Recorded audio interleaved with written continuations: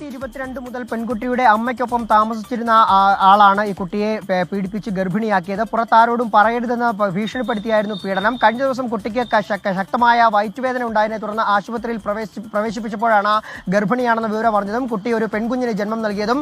തുടർന്ന് ആശുപത്രി അധികൃതർ വിവരം അറിയിക്കുകയായിരുന്നു. തുടർന്ന് പോലീസ് എത്തി മൊഴി രേഖപ്പെടുത്തിയപ്പോഴാണ് ഇതാരായിരുന്നു എന്നുള്ള കാര്യം വ്യക്തമായത്. ഉടൻ തന്നെ പ്രതിയെ കടക്കൽ പോലീസ് തൃശൂർ അതിരപ്പള്ളിയിലുള്ള ഹോട്ടലിൽ നിന്നും അറസ്റ്റ് ചെയ്യുകയായിരുന്നു. ഇപ്പോൾ വിശദമായി പ്രതിയെ ചോദ്യം ചെയ്ത ശേഷം കോടതിയിൽ ഹാജരാക്കി റിമാൻഡ് ചെയ്യുമെന്നാണ് പോലീസ് അറിയിച്ചത്. ഇവൾക്കൊക്കെ സുഖം തേടി പോകാനാണെങ്കിൽ അങ്ങ് പോയാൽ പോരെ.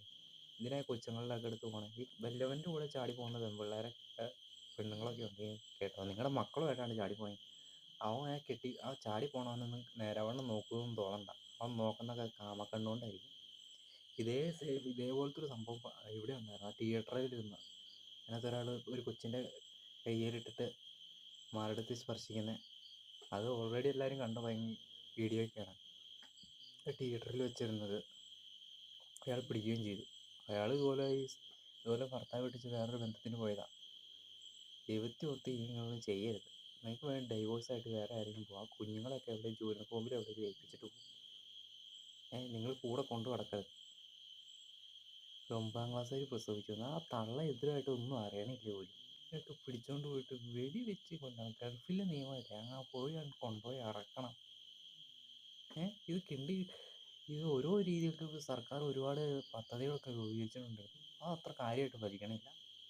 പിന്നെ ചൈൽഡ് റൈറ്റ്, അതുപോലെ തന്നെ കരുണ, അങ്ങനെ ഒരുപാട് സ്ത്രീകൾക്ക് വേണ്ടി ഈ ശാരീരികമായിട്ടല്ല, അത് കുട്ടികൾ മാനസികമായിട്ടുള്ളൊരു പീഡനം കൂടിയാണ് ഈ ചെയ്യുന്നത്.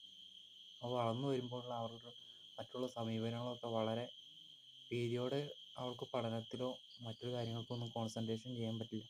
ആ മാതിരിയുള്ള രീതികളിലൊക്കെ ആയിരിക്കും മനസ്സ് നിലതെറ്റിപ്പോവും.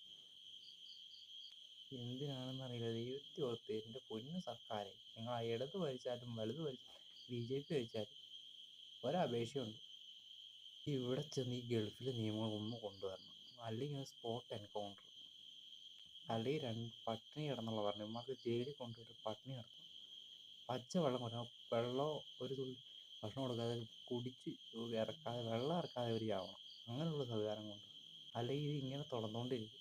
ഇവനിന്ന് പോയി ജയിലിൽ തിന്ന് കൊടുക്കുകയും ചെയ്യും. ഇതും പെൺകുഞ്ഞിനെ ജന്മം നൽകി. അത് ഓർക്കുമ്പോൾ പറയാൻ എന്തോ ഒരു വിഷമമാണ്. ഈ കുഞ്ഞ് 9 വയസ്സായി പെൺകുഞ്ഞിനെ ജന്മം നൽകി.